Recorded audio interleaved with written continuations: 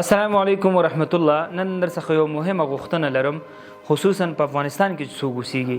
دوستان تاسو به دې نه خبر نه یئ چې قمر بنسټ لله الحمد 25 ولایتو کې د 200 څخه ډېر څاګانې یا کوهیان وهلي. دا په هغه ځایونو کې چې کوم ځای کې پاکې او صحي اوبه نه وي او زموږ د ورونو او خویندو دا غوښتنه چې تر څو پورې هغوی روغتیا ته دغه مردالو اوبو په استفاده باندې هغوی روغتیا ته زیان ونه رسېږي، نو هغوی په خوښه باندې موږ هلته کوهیان وباسلي.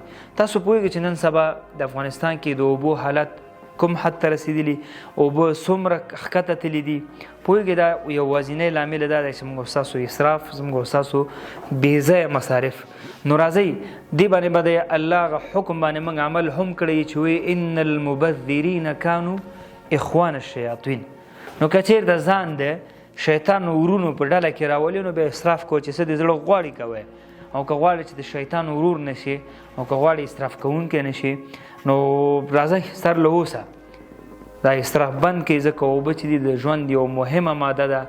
الله تعالی په قرآن کې فرمایي وجعلنا من الماء كل شیء حی.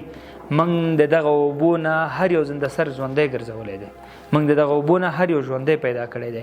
نو چې دا دومره یو حیاتي ماده وي نو بیا تی څنګه داسې بېځایه غورځوې. همدارنګه چېرته بارانونه کېږي پوهېږې ځای لرې کندې وباسه تر څو پورې اوبه بېځایه لاړ نه شي، همالته کنده شي، همالته ذخیره شي. آینده کې موږ تاسو د اوبو د مشکلاتو سره لاس او ګریوان نه شو. بارانونو لپاره دعاګانې وکړي چې خدای تعالی ښایسته بارانونه وکړي او زموږ او ستاسو به ورسره هم مرضونه کم وي، همدارنګه هم به زراعت هم سره رشد او ترقي وکړي او هم د الله تعالی د ګرفت څخه ځان خلاص کړو. ډېره مننه ویډیو سره شریکه کړئ. السلام علیکم ورحمت الله.